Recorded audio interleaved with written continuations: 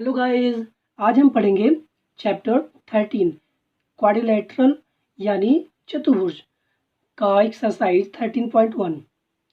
और अगर आपने इस चैप्टर का पार्ट 1 देखा होगा ना, तो आई एम श्योर यह एक्सरसाइज आपके लिए बहुत ही इजी होने वाला है। तो शुरू करते हैं एक्सरसाइज 13.1। एक्सरसाइज 13.1 का जो फर्स्ट क्वेश्चन है, name each of the following quadrilateral. यहाँ पर फिगर गिवन है तो हमें इनका नेम बतानी है। तो अगर आपको सारे फिगर के प्रॉपर्टी पता है तो आप इजीली इन फिगर को पहचान सकते हैं। तो पहला देखते हैं। पहला एक हमें फिगर दिया गया है, इसका हमें नेम बतानी है। तो ये फिगर क्या है? इस फिगर में साइड ए बी और साइड डी सी आपस में पैरेलल हैं। AD और BC आपस में पैरेलल है और यहाँ पे 90 डिग्री बना रहे हैं। Angle A, angle B, angle C, angle D सब 90 डिग्री बना रहे हैं।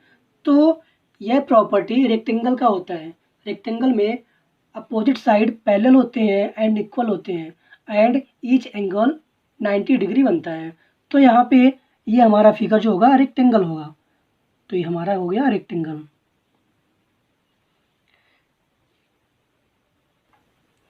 सेकेंड फिगर देखते हैं। सेकेंड फिगर में हमें दो साइड आपस में पैरेलल दिख रहे हैं। तो ऐसे फिगर जिसमें one pair of opposite side parallel होते हैं उसे हम ट्रेपीजियम कहते हैं। तो हमारा यह जो फिगर होगा वो ट्रेपीजियम होगा। ट्रेपीजियम यानी समलंब। यहाँ पर AB CD के पैरेलल है, BC AD के पैरेलल है और ये एक दूसरे के इक्वल भी हैं। तो ऐसे फिगर जिसमें अपोजिट साइड पैरेलल हो और इक्वल हो और उनके अपोजिट एंगल भी इक्वल हो, तो ऐसे फिगर को हम कहते हैं पैरेललोग्राम यानी समांतर चतुर्भुज कहते हैं। तो ये फिगर जो हो जाएगा आपका पैरेललोग्राम हो जाएगा। पैरेललोग्राम या समांतर चतुर्भुज। फोर्थ फिगर देखते हैं। फोर्थ फिगर में PQ, QR, RS और PQ RS के पैरेलल है, QR और PS आपस में पैरेलल है और ये साइड आपस में इक्वल भी दिख रहे हैं तो अगर फोर साइड इक्वल हो और उनके अपोजिट एंगल इक्वल हो तो ऐसे फिगर को हम कहते हैं रोम्बस यानी समचतुर्भुज। तो इस तरह से जो ये फिगर होगा आपका रोम्बस होगा या समचतुर्भुज होगा। नेक्स्ट फिगर है, इसमें AB CD के पैरेलल है और इक्वल है, BC AD के पैरेलल है और इक्वल है और ईच एंगल 90 डिग्री हमें दिख रहा है। ईच एंगल हमें 90 डिग्री दिख रहा है। तो ये जो प्रॉपर्टी होती है ये हमें आयत यानी रेक्टेंगल की प्रॉपर्टी होती है। तो ये जो फिगर होगा आपका रेक्टेंगल होगा यानी आयत होगा। नेक्स्ट जो फिगर है, इसमें AB BC CD और AD आपस में इक्वल है एंड हर एक एंगल 90 डिग्री बन रहा है। तो ऐसे फिगर जिनमें फोर साइड आपस में इक्वल हो और हर एक एंगल 90 डिग्री हो तो उसे हम कहते हैं स्क्वायर यानी वर्ग कहते हैं। तो जो हमारा होगा ये आपका स्क्वायर होगा, स्क्वायर यानी वर्ग होगा। तो इस तरह से एक्सरसाइज 13.1 का फर्स्ट क्वेश्चन हो गया। सेकंड क्वेश्चन देखते हैं। सेकंड क्वेश्चन बहुत इंपॉर्टेंट है, एग्ज़ाम में हर साल इस एक्सरसाइज से 2-3 सवाल आते ही आते हैं, तो श्योर है इस बार भी आएगा। देखते हैं सेकंड मोस्ट इम्पॉर्टेंट क्वेश्चन है। सेकंड क्वेश्चन है state which of the following statement are correct. इनमें से कौन सा स्टेटमेंट ट्रू है यानी करेक्ट है। जो फर्स्ट है, sum of the interior angle of quadrilateral is 360 degree. किसी भी क्वाड्रिलेटरल के आंतरिक कोण यानी जो अंदर के कोण होते हैं उनका जमा 360 डिग्री होता है। हाँ, यह सही है। क्वाड्रिलेटरल में कोई भी फिगर हो, रेक्टेंगल हो, स्क्वायर हो, ट्रेपीजियम हो, कोई भी फिगर हो जो हमने पार्ट 1 में डिस्कस किया, कोई भी फिगर हो क्वाड्रिलेटरल में, तो उनके सारे आंतरिक कोण, सारे इंटीरियर एंगल का सम 360 डिग्री होता है। तो हमारा जो स्टेटमेंट है यह ट्रू है। सेकेंड क्वेश्चन है, all rectangles are square. All rectangles are square. Rectangle क्या होते हैं? रेक्टेंगल होते हैं जिनके अपोजिट साइड इक्वल होते हैं और हर एक एंगल 90 डिग्री होता है। लेकिन स्क्वायर में क्या होता है? स्क्वायर में हर एक साइड इक्वल होता है। तो यहाँ पे हर एक साइड इक्वल नहीं होता है, यहाँ पे अपोजिट साइड इक्वल होते हैं, लेकिन स्क्वायर होने के लिए सारे साइड इक्वल होना चाहिए। तो ये स्टेटमेंट आपका फॉल्स हो जाएगा, यानी गलत हो जाएगा। नेक्स्ट है a rectangle is a parallelogram. A rectangle is a parallelogram. Parallelogram क्या होता है? पैरेललोग्राम वो होता है जिनके अपोजिट साइड आपस में पैरेलल होते हैं और इक्वल होते हैं। तो रेक्टेंगल में क्या होते हैं? रेक्टेंगल में भी अपोजिट साइड पैरेलल होते हैं एंड इक्वल होते हैं। तो रेक्टेंगल क्या है? रेक्टेंगल पैरेललोग्राम है, तो ट्रू हो जाएगा। नहीं तो आप पार्ट 1 में देख लीजिए, पैरेललोग्राम के नीचे जो जो फिगर आते हैं पैरेललोग्राम के टाइप में, हमने देखा कि पैरेललोग्राम के टाइप में स्क्वायर भी आता है, रेक्टेंगल भी आता है। तो जो जो फिगर पैरेललोग्राम के नीचे आएंगे वो सारे पैरेललोग्राम में लाई करेंगे, बस इतना याद रखना है। और स्क्वायर इज रोम्बस, हाँ हो सकता है। स्क्वायर में क्या होता है? स्क्वायर आपके 4 साइड इक्वल होते हैं और इनका सबका एंगल 90 डिग्री होता है। रोम्बस क्या होता है? रोम्बस में all side should be equal, सारे साइड इक्वल होना चाहिए और अपोजिट एंगल इक्वल होना चाहिए। तो यहाँ पे मान लो जो एंगल बन रहा है वहाँ पे ए बनेगा, जो एंगल यहाँ बना वही एंगल यहाँ बनेगा। तो यहाँ भी तो एक केस हो रहा है, यहाँ 90 है तो यहाँ भी 90 है, यहाँ 90 है तो यहाँ भी 90 है। तो यहाँ भी तो एक केस है, all side should be equal, यहाँ भी लाई कर रहा है। ऑल एंगल अपोजिट इक्वल, यहाँ भी अपोजिट एंगल इक्वल है। तो ये फिगर क्या है? ये आपका स्क्वायर रोम्बस हो सकता है, तो ये आपका ट्रू हो जाएगा। नेक्स्ट है और रोम्बस इज ए पैरेललोग्राम। एक रोम्बस यानी समचतुर्भुज एक समांतर चतुर्भुज हो सकता है। हाँ, क्योंकि पैरेललोग्राम के नीचे रोम्बस आता है, तो जो भी फिगर पैरेललोग्राम के नीचे आते हैं वो ऑटोमेटिक ही पैरेललोग्राम यानी समांतर चतुर्भुज हो जाएंगे। ठीक है, या तो आप समझ सकते हैं रोम्बस क्या होता है? रोम्बस में सारे साइड इक्वल होते हैं, ऐसा फिगर जिसमें चारों साइड आपस में इक्वल हो और अपोजिट एंगल इक्वल हो। ठीक है, पैरेललोग्राम में भी तो वही होता है, अपोजिट साइड इक्वल होते हैं एंड अपोजिट एंगल इक्वल होता है। तो आपका रोम्बस पैरेललोग्राम हो भी सकता है, तो आपका रोम्बस पैरेललोग्राम होगा। तो इस तरह से ट्रू हो जाएगा। आप याद रखें कि जो भी पैरेललोग्राम के नीचे टाइप में आते हैं, टाइप हमने पीछे डिस्कस किया पार्ट 1 में, तो जो भी पैरेललोग्राम के टाइप में आते हैं वो सारे पैरेललोग्राम में लाई करेंगे। नेक्स्ट है a square is a parallelogram. क्या एक स्क्वायर यानी वर्ग पैरेललोग्राम हो सकता है? हाँ, क्योंकि पैरेललोग्राम के टाइप में स्क्वायर लाई करता है। हमने पार्ट 1 में डिस्कस किया था पैरेललोग्राम के टाइप, तो उसमें हमारे रेक्टेंगल भी थे, स्क्वायर भी थे और रोम्बस भी थे।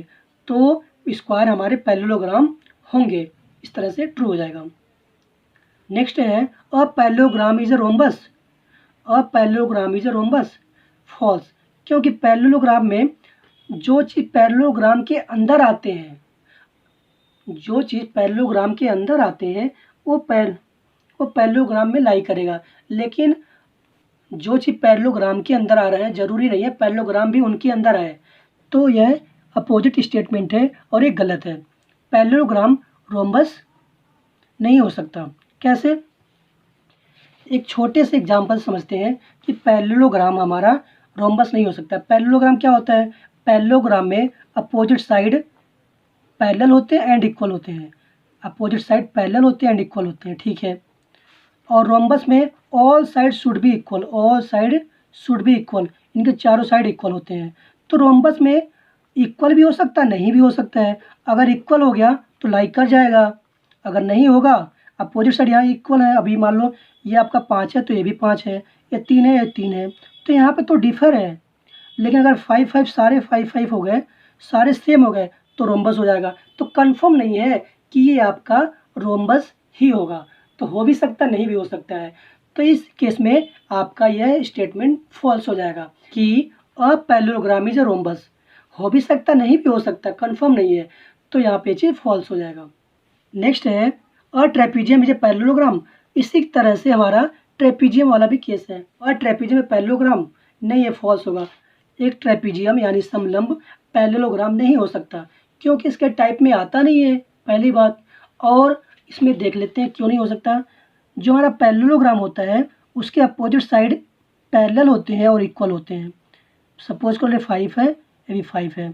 अगर ये 3 है तो ये भी 3 होगा। ये हमारा पैरेललोग्राम है। लेकिन जो ट्रेपीजियम होता है यानी समलंब होता है, उसका वन साइड पैरेलल होता है, वन साइड पैरेलल होता है। यह साइड इसके पैरेलल, लेकिन इसके बारे में यह आपका पैरेलल नहीं होता, तो ये आपका पैरेललोग्राम हो ही नहीं सकता। यहाँ पे पैरेललोग्राम होने के लिए दोनों साइड पैरेलल होना चाहिए, पहला केस। और इसमें एक तो लाई कर रहा है, दूसरा लाई नहीं कर रहा है, तो इस तरह से जो ट्रेपीजियम होगा वो पैरेललोग्राम नहीं होगा। तो इस तरह से स्टेटमेंट आपका गलत हो जाएगा और ट्रेपीजियम से पैरेललोग्राम फॉल्स हो जाएगा। नेक्स्ट है, और ट्रेपीजियम इज ए रेक्टेंगल। क्या एक समलंब आयत हो सकता है? नहीं, क्योंकि आयत होने के लिए opposite side should be equal, opposite side should be equal and each angle be 90 degree, यह होना चाहिए। लेकिन ट्रेपीजियम में क्या होता है, आपके अपोजिट साइड पैरेलल होते हैं ना कि इक्वल, पैरेलल होता है ना कि इक्वल, एक होता बाकी दूसरे के बारे में कुछ पता नहीं है, तो ये आपका रेक्टेंगल नहीं हो सकता, तो यह फॉल्स हो जाएगा। नेक्स्ट है, a parallelogram is a trapezium. क्या एक समांतर चतुर्भुज समलंब हो सकता है? नहीं, क्योंकि ट्रेपीजियम समलंब के अंदर नहीं लाई करता है, तो इस तरह से पैरेललोग्राम ट्रेपीजियम नहीं होगा। ऐसा भी देख सकते हैं, पैरेललोग्राम में अपोजिट साइड पैरेलल होते हैं और ट्रेपीजियम में केवल वन साइड पैरेलल होता है, बाकी दूसरे का पता नहीं है, तो इस तरह से ये आपका फॉल्स हो जाएगा। तो इस तरह से सेकंड क्वेश्चन भी हो गया।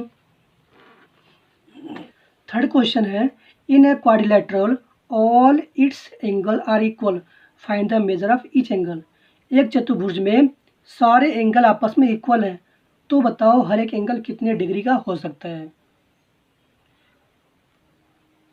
पहली बात तो क्वाड्रिलेटरल में चारों इंटीरियर एंगल का सम 360 डिग्री होता है। चतुर्भुज के अंदर के चारों कोणों का योग, चारों एंगल का सम 360 डिग्री होता है। ठीक है, तो हमने कोई फिगर रैंडमली बना लिया, एक क्वाड्रिलेटरल कोई फिगर बना लिया। ठीक है, इसमें angle A, B, angle C, angle D, चारों एंगल का जमा 360 डिग्री होगा। ठीक है, तो सारे इक्वल है, तो हमने सबको एक्स एक्स मान लिया, सबको एक्स डिग्री मान लिया कि एंगल ए बी एक्स है, बी सी डी और सारे एंगल भी एक्स डिग्री हैं, तो हमने सबकी जगह पे एक्स डिग्री पुट कर दिया, तो एक्स एक्स एक्स मिलके 4x डिग्री हो जाएंगे। तो x degree equal to 360 upon में 4, जब कैंसिल आउट करेंगे तो हमें मिलेगा 90 डिग्री। इट मीन्स ये आपका हर एक एंगल 90 डिग्री का होगा। फोर्थ क्वेश्चन है, the angles of a quadrilateral are in the ratio 5:7:7:11, find the measure of each angle. यहाँ पर कोई एक क्वाड्रिलेटरल है, चतुर्भुज है, जिनका एंगल हमें रेशियो में दे रखा है, तो बतानी है एग्जैक्ट इनका एंगल क्या होगा। तो पहली बात, जब भी कोई वैल्यू रेशियो में दी गई हो तो उसके साथ कोई अलजेब्रिक कोएफिशिएंट लगा करके उसको एग्जैक्ट वैल्यू मानते हैं। तो हमने क्वाड्रिलेटरल बना दिया ए बी सी डी, हमने माना कि एंगल ए की वैल्यू 5x है, यहाँ पे 5 था, हमने एक अलजेब्रिक फंक्शन लगा करके हमने वैल्यू एग्जैक्ट बता दिया कि एंगल ए की वैल्यू 5x है। ठीक है, इसी तरह से एंगल बी की वैल्यू 7x, सी की वैल्यू 7x एंड डी की वैल्यू 11x। तो इस तरह से ए बी का हमने एंगल निकाल दिया, लेकिन हमें यहाँ पे जो x है अननोन है, इसी की वैल्यू हमें पता करनी है। तो हमें पता है क्वाड्रिलेटरल में चारों एंगल का सम 360 डिग्री होता है, तो हमने ये लिख दिया sum of all angles in a quadrilateral is 360 degree. तो इस तरह से angle A plus angle B plus angle C plus angle D equal to 360 degree. तो हमने ए की वैल्यू यहाँ से रख दिया, बी की वैल्यू, सी की वैल्यू, डी की वैल्यू पुट करने के बाद हमने इसको जमा किया तो 30x मिल गया। 30x equal to 360 degree. तो x इक्वल टू 360 अपॉन में 30, 1 0 1 0 कैंसिल आउट, 3 1 जा 3, 3 2 जा 6, तो यहाँ से हमें आ गया x इक्वल टू 12 डिग्री। अभी हमने जो एल्जेब्रिक फंक्शन माना था ना x, उसकी वैल्यू आई है। तो a की वैल्यू क्या होगी, तो हमने a को माना क्या 5x, तो 5x इक्वल टू क्या होगा 5 मल्टीप्लाई x की वैल्यू 12 पुट करेंगे तो हमें मिल जाएगा 60 डिग्री। इसी तरह से b की वैल्यू 7 मल्टीप्लाई x की वैल्यू 12, 7 मल्टीप्लाई x की वैल्यू 12, तो यहाँ से मिल जाएगा 84 डिग्री। सी भी आपका 84 डिग्री होगा क्योंकि बी और सी आपस में इक्वल हैं। डी की वैल्यू 11x, तो 11 मल्टीप्लाई x की वैल्यू 12, तो यहाँ पे मिल जाएगा 132 डिग्री। तो इस तरह से एंगल ए की वैल्यू 60 डिग्री, बी की वैल्यू 84 डिग्री, सी की वैल्यू 84 डिग्री एंड डी की वैल्यू 132 डिग्री। नेक्स्ट है इस एक्सरसाइज का last and important questions. If a pair of opposite angle of a quadrilateral, एक क्वाड्रिलेटरल है उसके अपोजिट एंगल आर सप्लीमेंट्री, उनके अपोजिट एंगल आपस में सप्लीमेंट्री यानी संपूरक हैं। What can you say about the other pair of angle, एक quadrilateral हमें दी गई है जिनके अपोजिट एंगल, जिनके एक अपोजिट एंगल आपस में सप्लीमेंट्री हैं। सप्लीमेंट्री किसे कहते हैं, जब दो एंगल का जमा 180 डिग्री बनता है तो उसे हम सप्लीमेंट्री कहते हैं। यानी दो कोणों का जमा 180 डिग्री बनता है ना, तो उसे हम सप्लीमेंट्री यानी पूरक कहते हैं। एक पेयर के अपोजिट का जमा 180 डिग्री है यानी सप्लीमेंट्री है, तो बतानी है अदर पेयर के अपोजिट का जमा क्या होगा। ठीक है, हमें ही बतानी है। तो सप्लीमेंट्री में होता है 180 डिग्री या पूरक कोण बोलते हैं। तो हमने रेंडमली एक फिगर मान लिया ABCD, एक क्वाड्रिलेटरल है, तो ए का अपोजिट एंगल C है, एंगल B का अपोजिट एंगल D है। ये आपको फिगर से क्लियर हो रहा है। ठीक है, सप्लीमेंट्री मीन्स होता है 180 degree, sum of two angles is 180 degree से बोलते हैं सप्लीमेंट्री। ठीक है, तो हमने मान लिया कि हमें जो पेयर दी गई है ना, एक अपोजिट पेयर की वैल्यू दी गई है यानी सप्लीमेंट्री है। तो हमने मान लिया कि वो वैल्यू ए और सी है, एंगल ए और एंगल सी की वैल्यू में दी गई है। तो हमने किया let angle A plus angle C equal to 180 degree. हमें गिवन है, यहाँ पे बोल रखा है कि if a pair of opposite angle, एक पेयर अपोजिट एंगल, तो हमने लेट किया कि आपका यह पेयर ए और सी, इस पेयर की वैल्यू हमें दी गई है, सप्लीमेंट्री है, 180 डिग्री यानी सप्लीमेंट्री है, ये आपका गिवन है। ठीक है, हमें पता है कि क्वाड्रिलेटरल के आंतरिक कोणों का योग 360 डिग्री होता है। तो हमने लिखा angle A plus angle B plus angle C plus angle D equal to 360 degree. तो हमने angle A plus angle C इन दोनों के प्लेस पे लिख दिया 180 डिग्री। बचा क्या, angle B plus angle D, ये दोनों बच गए, इक्वल टू 360 डिग्री। और हमने 180 डिग्री को इधर ट्रांसफ़र किया, इधर प्लस था इधर आके माइनस हो जाएगा। तो angle B plus angle D equal to 360 degree minus 180। Angle B plus angle D equal to 360 degree minus 180 degree. यहाँ पे माइनस करने पे हमें मिलेगा 180 डिग्री। तो angle B plus angle D equal to 180 degree. तो इस तरह से कह सकते हैं कि जो अदर अपोजिट पेयर साइड होगा उनका योग भी 180 डिग्री है, उनका जमा भी 180 डिग्री है। तो इस तरह से हम कह सकते हैं कि जो अदर अपोजिट पेयर एंगल है वो भी सप्लीमेंट्री है। तो इस तरह से जो अपोजिट एंगल होगा वो भी आपका सप्लीमेंट्री होगा। तो इस तरह से हमारा जो एक्सरसाइज 13.1 कंप्लीट हुआ। इसमें कोई प्रॉब्लम हो आप हमें कमेंट कीजिए और हमारे चैनल को लाइक एंड सब्सक्राइब कीजिए। Thank you for watching.